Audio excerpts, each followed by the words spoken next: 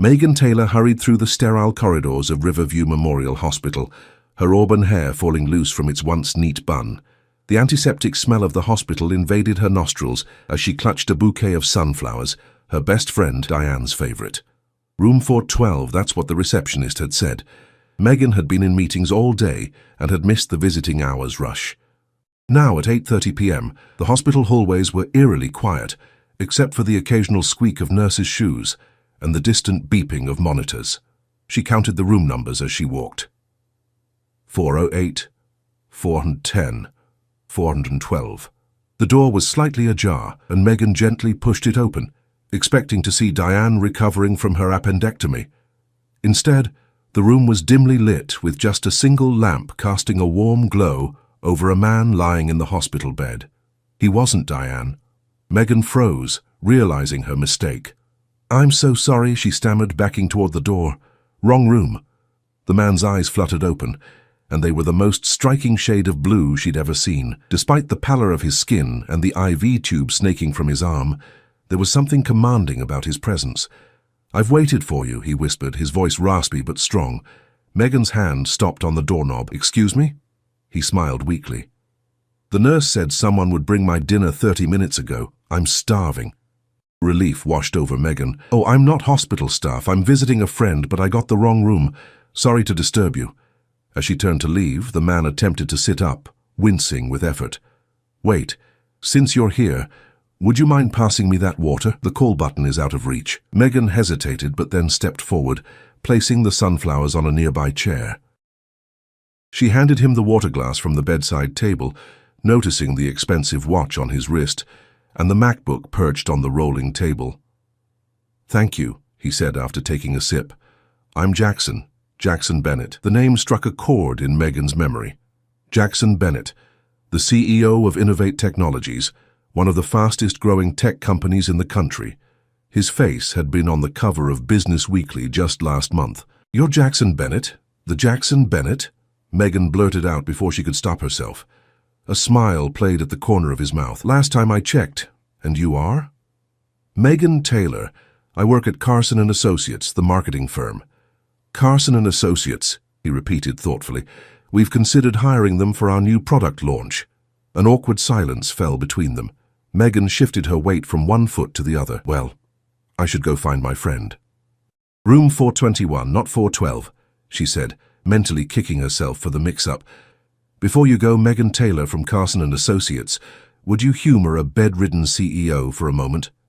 His expression was both challenging and vulnerable, a combination Megan found strangely compelling. Against her better judgment, she sat down in the visitor's chair.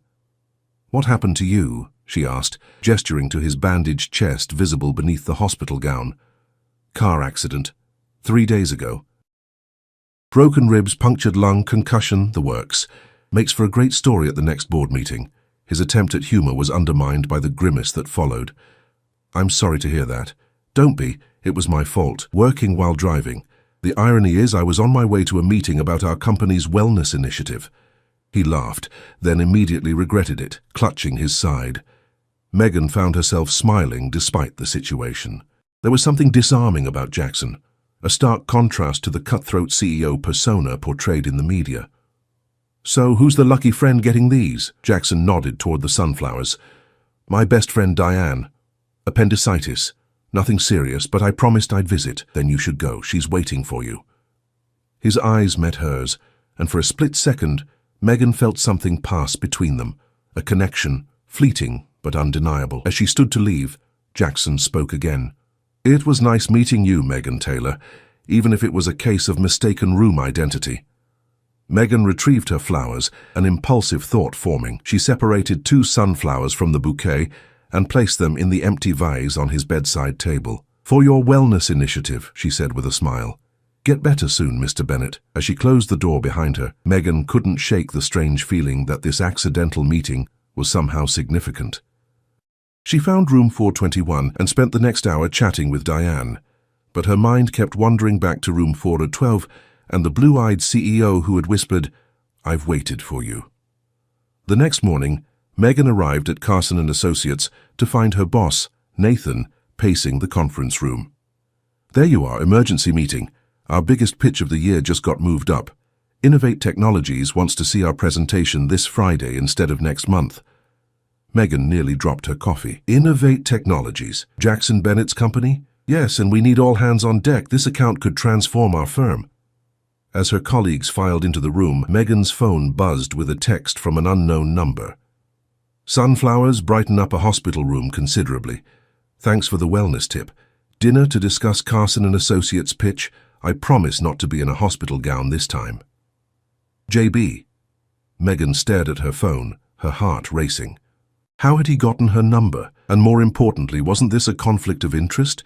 Yet as Nathan began outlining their strategy for winning Innovate Technologies business, Megan couldn't help but wonder if her accidental wrong turn last night had been fate after all.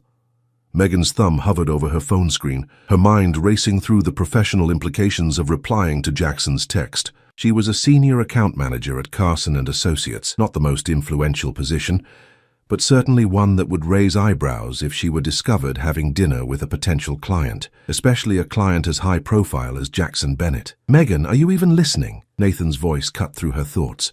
The conference room had emptied, leaving just the two of them. Sorry, I was just thinking about the pitch, she said, quickly pocketing her phone. Nathan sighed, running a hand through his salt and pepper hair. This is the biggest opportunity we've had in years. Carson & Associates needs this account, especially after losing the Meridian project last quarter. Guilt gnawed at Megan. The Meridian project had been her responsibility, and despite her best efforts, the client had chosen their competitor. Another failure could damage her career irreparably. I understand. I'll start revising the presentation today, she promised. Back at her desk, Megan pulled up the preliminary pitch they had prepared for Innovate Technologies. It was good, but not great. Certainly not good enough to impress a visionary like Jackson Bennett. As she scrolled through the slides, her phone buzzed again. No pressure on the dinner. Just thought it might be helpful for both of us. I could give you insights on what Innovate is really looking for. JB. Megan bit her lip. Put that way, it almost sounded like a professional courtesy. Before she could overthink it, she typed a reply. Dinner could work.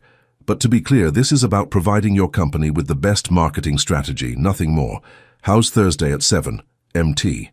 His response came almost immediately. Understood.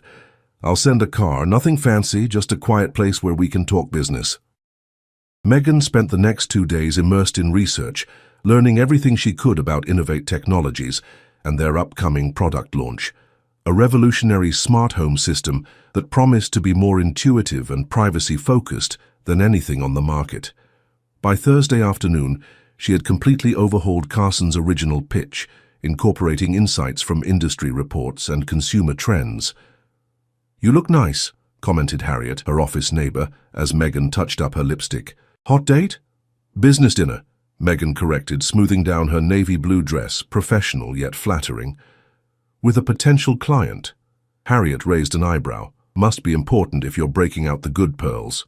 At precisely 7 p.m., Megan stepped outside the office building to find a sleek black car waiting. The driver opened the door, revealing Jackson Bennett in the back seat, looking remarkably recovered. Gone was the hospital pallor, replaced by a healthy glow. He wore a casual but expensive-looking charcoal sweater that made his blue eyes even more striking.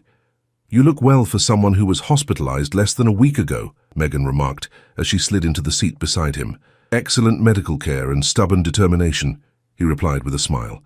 Though my doctor wasn't thrilled about me checking out early. The car took them to a small, elegant restaurant tucked away in a historic building downtown. It was the kind of place that didn't have prices on the menu and served wine in crystal glasses. Despite the upscale setting, there was an intimacy to the space that made conversation easy. So, Mr. Bennett. Jackson, please. Mr. Bennett makes me sound like my father. Jackson, Megan corrected herself. You mentioned giving me insights about what Innovate Technologies is looking for. I'm all ears. Jackson studied her for a moment, his expression unreadable. First, I want to know more about you, Megan Taylor. How did you end up at Carson & Associates? That's not relevant to your marketing needs, she pointed out. Humor me. I like to know who I'm working with. Megan took a sip of her water, weighing her options. Fine. I graduated from Northwestern with a degree in marketing and communications, worked at 2 smaller agencies before landing at Carson 5 years ago. I've led campaigns for Westridge department stores, Altitude Airlines, and most recently, I lost the Meridian project to our competitors. Honesty, I appreciate that, Jackson said. Most people would have left out that last part. I believe in transparency. Now about those insights, Jackson leaned forward. The truth is, Innovate's board is pushing me to go with Apex Marketing. They have a bigger name, more resources, but I've seen their work, and it's all flash, no substance. So why consider them at all? Corporate politics. My board chair, Victor Harrington, plays golf with Apex's CEO. Jackson's jaw tightened almost imperceptibly. Victor and I have differing visions for the company's future. And where do we fit in? Carson is smaller than Apex with fewer resources, but more creativity, more hunger. I've seen your work for Altitude. Turning a budget airline into a lifestyle brand was genius. Megan couldn't help feeling flattered. That campaign had been her brainchild, a risky strategy that had paid off magnificently. Tell me about your new product, she said, steering the conversation back to business. Jackson's eyes lit up as he described HomeSync, their smart home system. Unlike its competitors, HomeSync processed all data locally rather than in the cloud, addressing privacy concerns that had plagued similar products. It was elegant, intuitive, and according to Jackson, would revolutionize how people interacted with their homes. As they talked, Megan found herself genuinely engaged, her marketing mind already formulating strategies. Jackson was different here, away from the hospital and the corporate world. Passionate, articulate, even funny in a dry, self-deprecating way. She caught herself laughing more than once at his anecdotes about startup culture. "You're not what I expected," she admitted after they had finished their main course. "What did you expect? The ruthless CEO from the business magazines?" "Something like that. The media portrays you as a cold-blooded shark who built Innovate by stepping on others." "Yeah, I've read those articles." There was a hint of bitterness in his voice. "Is it true?" Megan asked boldly. "Did you force out your co-founder, Peter Walsh?" Jackson's expression darkened. "You've done your research. But no, the media got that wrong. Peter and I had different visions. The split was mutual, though not without pain. He was my best friend since college." The vulnerability in his admission caught Megan off guard. For a brief moment, she saw past the CEO facade to the man beneath, a man who carried regrets despite his success. Their desserts arrived, momentarily pausing the conversation. As they ate, Jackson's phone rang. He glanced at it, frowned, and declined the call.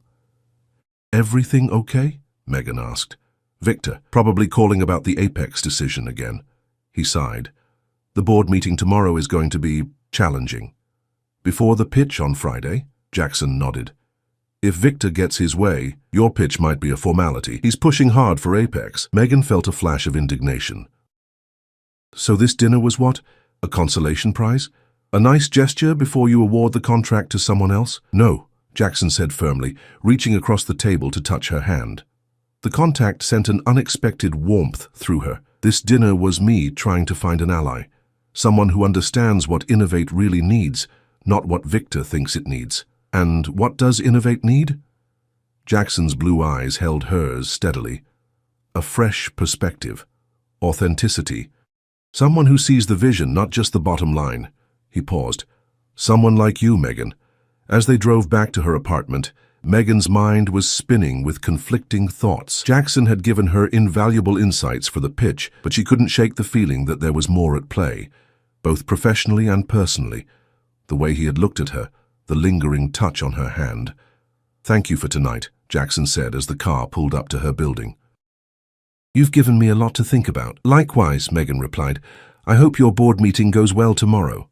"It won't," he said with a rueful smile. "But Friday might surprise us all." As Megan watched the car drive away, her phone buzzed with a text from Diane. "How was the secret dinner with the CEO? Spill everything." Megan shook her head, wondering how she was going to explain that what had started as a professional courtesy had somehow become much more complicated. One thing was certain: tomorrow's pitch preparation had just become the most important project of her career. Friday morning arrived with a torrential downpour, matching Megan's turbulent mood. She had barely slept, spending most of the night refining the presentation based on Jackson's insights. By the time she arrived at Carson & Associates, carrying both her umbrella and a tray of premium coffee for the team. Her nerves were stretched thin. "You look terrible," Harriet remarked as Megan set down the coffees in the conference room. "Thanks for the vote of confidence," Megan replied dryly, checking her reflection in her compact mirror. The dark circles under her eyes were partially concealed by makeup, but nothing could hide the nervous energy radiating from her. Nathan burst into the room, his usual composed demeanor replaced by barely contained panic.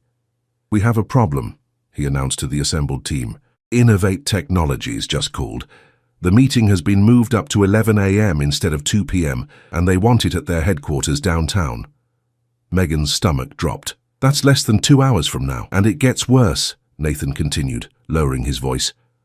"My contact says the board chair, Victor Harrington, will be sitting in on the presentation. Apparently, he's pushing hard for them to go with Apex Marketing." The room fell silent as the implications sank in. Everyone knew what was at stake. Not just the prestigious account, but potentially the future of Carson and Associates itself. "We'll be ready," Megan said with more confidence than she felt, avoiding Nathan's questioning gaze. She hadn't told anyone about her dinner with Jackson, and now wasn't the time. The team scrambled to finalize their materials, and at 10:30 a.m., they piled into taxis heading for the gleaming Innovate Technologies headquarters in the heart of the financial district. Rain lashed against the windows as Megan mentally rehearsed her talking points, trying to ignore the gnawing anxiety in her stomach.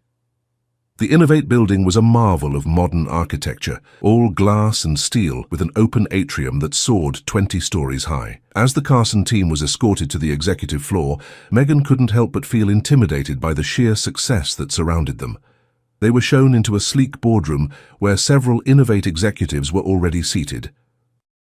Jackson sat at the head of the table, looking every inch the powerful CEO in a perfectly tailored suit. If he recognized Megan, he gave no indication, his expression neutral as Nathan made introductions. Victor Harrington sat to Jackson's right, a silver-haired man with cold eyes and an expensive watch that he checked repeatedly, making it clear their presentation was an inconvenience in his busy schedule. "Let's get started," Victor said curtly before Jackson could speak. "We have another presentation from Apex Marketing at 1 p.m., so please be concise."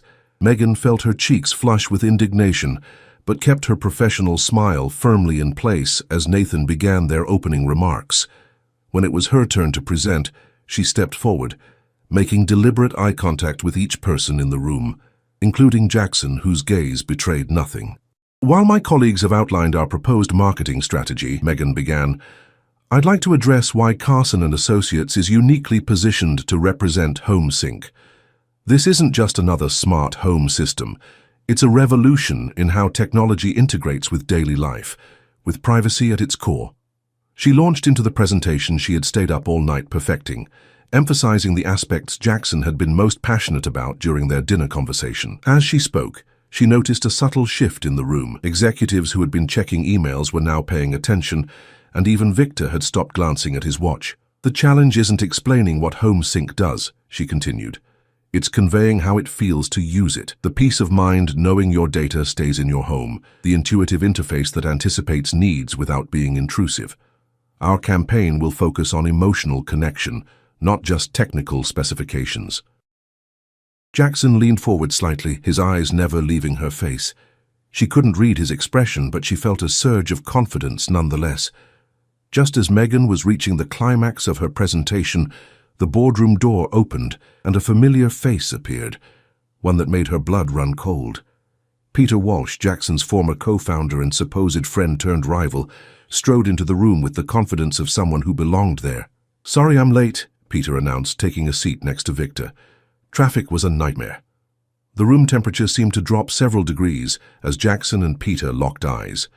The tension between them was palpable, a living thing that sucked the oxygen from the room. "Mr. Walsh is joining us as a consultant on this project," Victor explained smoothly, his smile not reaching his eyes, given his expertise in consumer technology. Megan faltered for a moment, thrown by this unexpected development. She glanced at Jackson, whose jaw was clenched so tightly she feared it might crack. She had researched Peter Walsh extensively during her preparation, the co-founder who had amicably parted ways with Innovate 3 years ago, only to launch a moderately successful competing company. Please continue, Ms. Taylor, Jackson said, his voice controlled, but with an undercurrent of anger that wasn't directed at her. Megan took a deep breath and found her place again, but the dynamic in the room had shifted. Peter watched her with calculated interest, occasionally whispering something to Victor that made the older man nod in agreement. When she finished, the questions began. Probing, sometimes hostile inquiries that seemed designed to undermine Carson's proposal.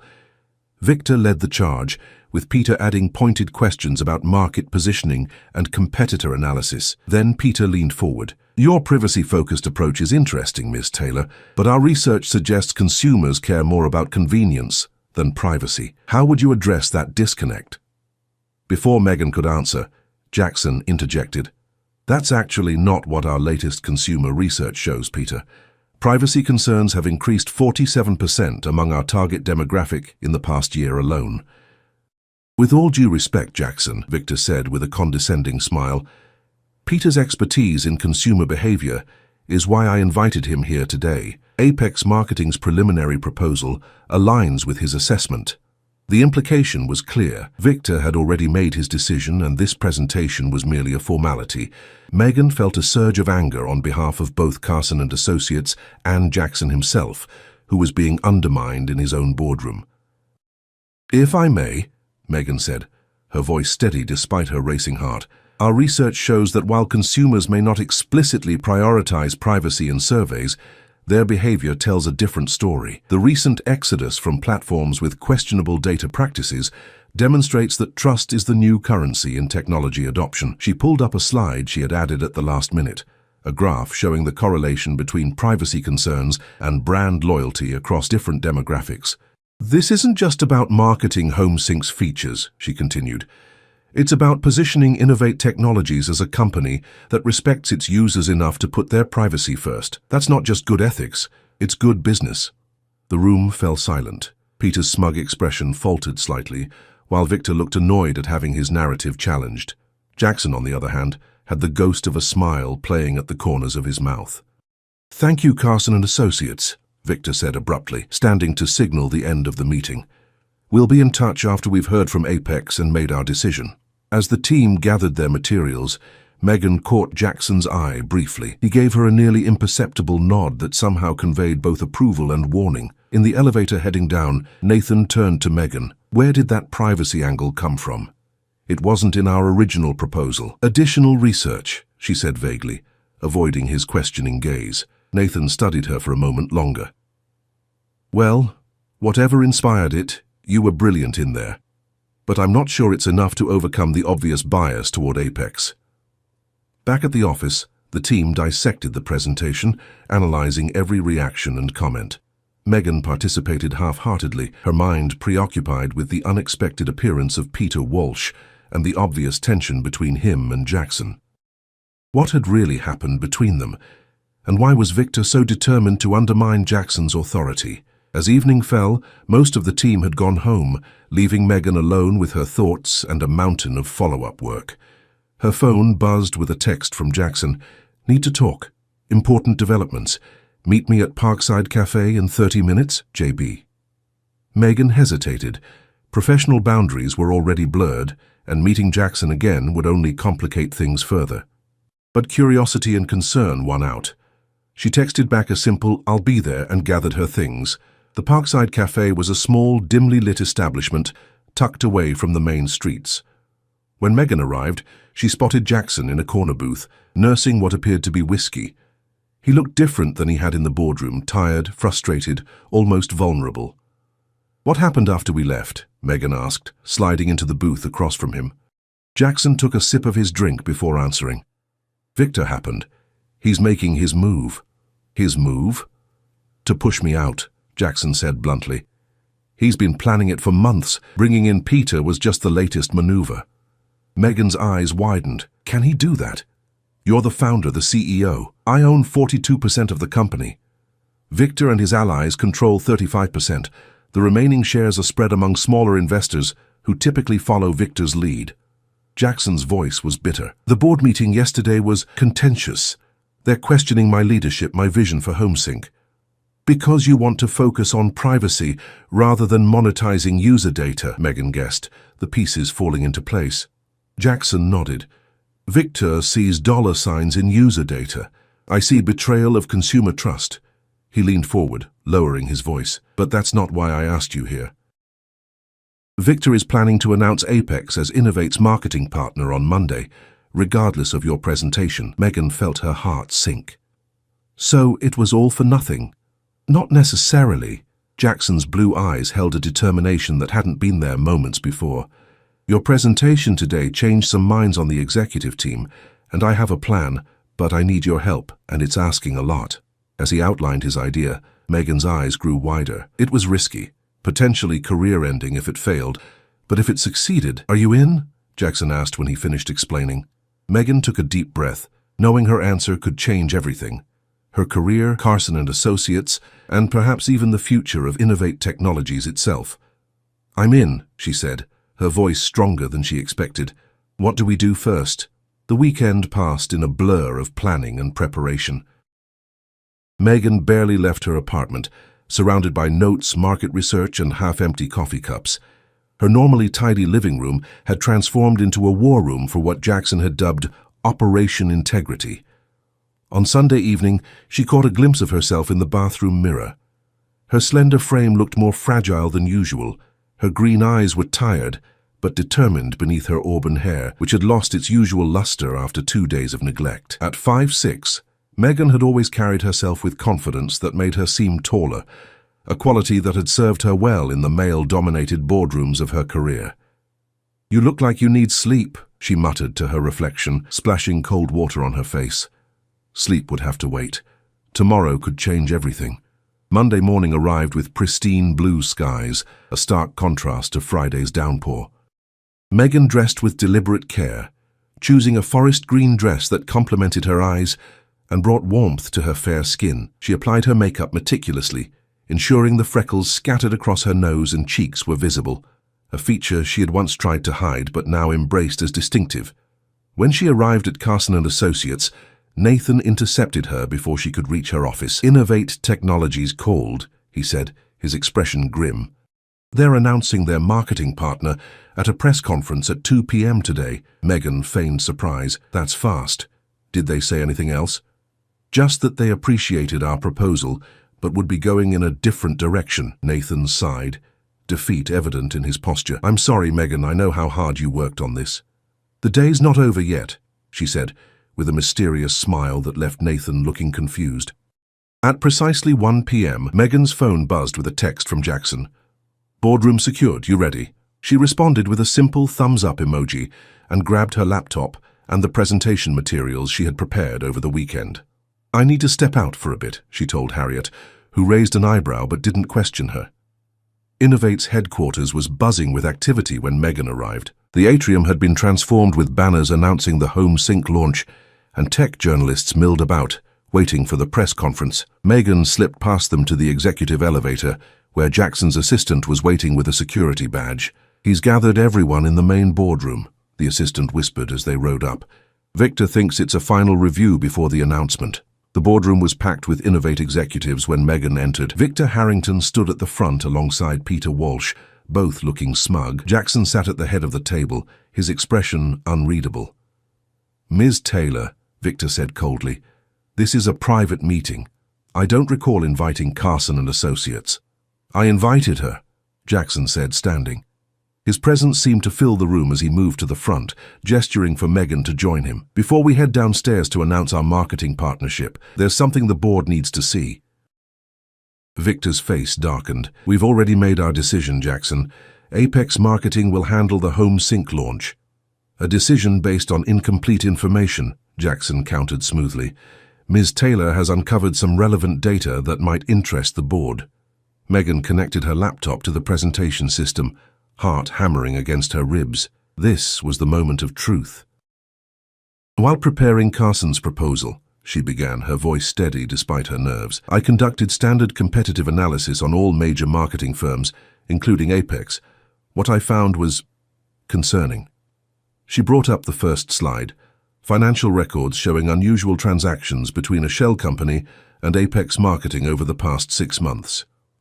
This shell company, Harrington Global Ventures, has paid Apex over $2 million since January. The same shell company that, according to public records, is owned by Victor Harrington's son-in-law. The room erupted in murmurs as Victor's face turned an alarming shade of red. "This is preposterous," he sputtered. "I don't know what you think you're implying." "I'm not implying anything," Megan continued calmly, advancing to the next slide. "I'm stating facts. Apex Marketing has been developing HomeSync's competitor product for the past year while negotiating to represent HomeSync." She played a video clip from a private investor meeting where Apex's CEO discussed their partnership with a leading technology firm to launch a smart home system with features suspiciously similar to HomeSync. They've been gathering inside information on HomeSync to help their other client beat it to market, Jackson explained, his voice tight with controlled anger. "And Victor has been feeding them that information." Peter Walsh shifted uncomfortably in his seat, avoiding eye contact with everyone. "You knew about this too, didn't you, Peter?"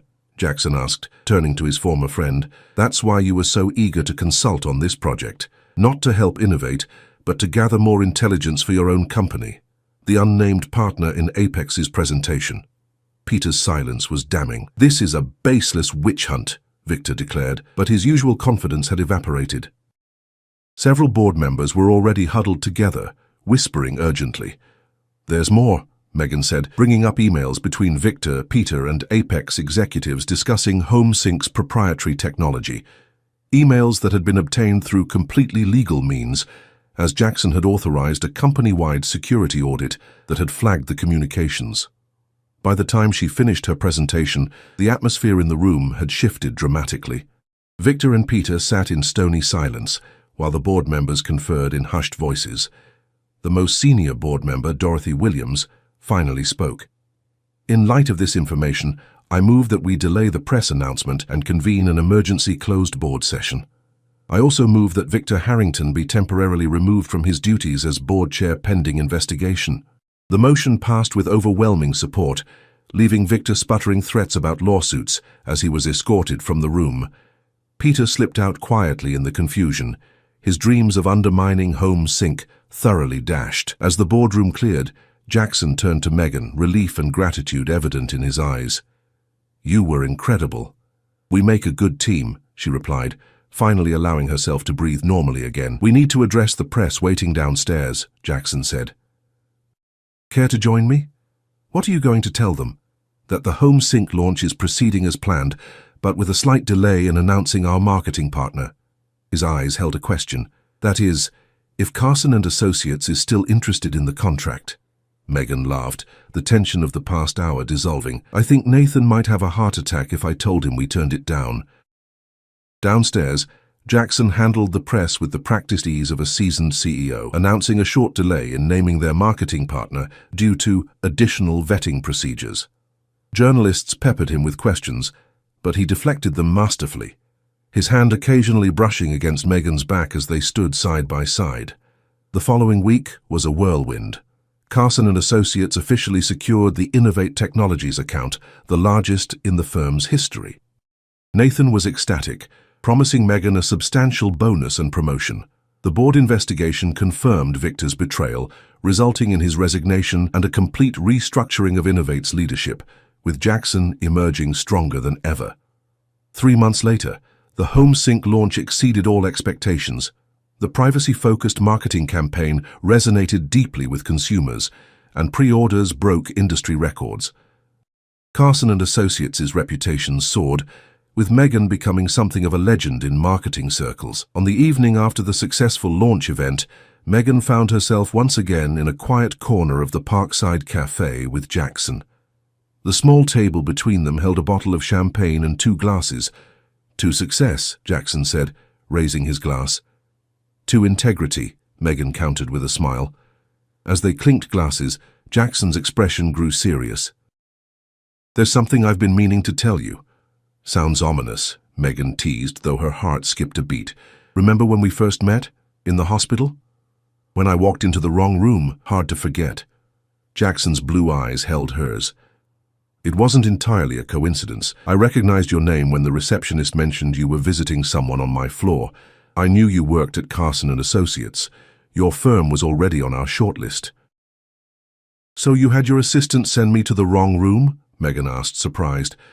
No, that was genuine chance, but when you appeared in my doorway, I saw an opportunity. His smile was both sheepish and charming. When I said I've waited for you, I meant it in more ways than one. I'd been looking for someone who could understand what Innovate needed, someone with integrity and vision. So you orchestrated our dinner? The pitch? All of it? There was no accusation in her voice, only curiosity. I orchestrated the opportunity. You did the rest. Jackson reached across the table to take her hand. But somewhere along the way, it became about more than just business for me. Megan felt warmth spread through her at his touch. The chemistry between them had been undeniable from the start, but professional boundaries and the chaos of the past months had kept them focused on business. What about now? She asked softly. The launch is successful. Victor is gone. Carson has the account. What happens next? That depends, Jackson said, his thumb tracing circles on her palm. Innovate is opening a new creative campus upstate next month. I'll be relocating there to focus on our next generation of products. Sounds exciting, Megan said, trying to ignore the pang of disappointment at the thought of him leaving the city. It would be more exciting with the right marketing partner, he continued. I've already spoken with Nathan about establishing a Carson satellite office at the campus, with you heading it up, if you're interested. Megan's eyes widened. A satellite office? That's a big opportunity. Professionally, yes, but I'm hoping it might be a personal opportunity too. Jackson's gaze was both vulnerable and hopeful. These past months working with you have been the best of my career. I'd like to see what else we might build together, beyond business. Megan felt a smile spreading across her face. 6 months ago, she had been frustrated with her career trajectory, worried about the Meridian failure, and walking into the wrong hospital room. Now, she was being offered a chance to reshape her professional future and explore a connection that had been simmering beneath the surface since that first whispered, "I've waited for you." I think, she said, squeezing his hand, that wrong turns sometimes lead exactly where we're meant to be. As Jackson leaned across the table to kiss her, Megan knew that their story was just beginning. The hospital mix-up that had seemed like a simple mistake had set in motion a series of events that transformed both their lives.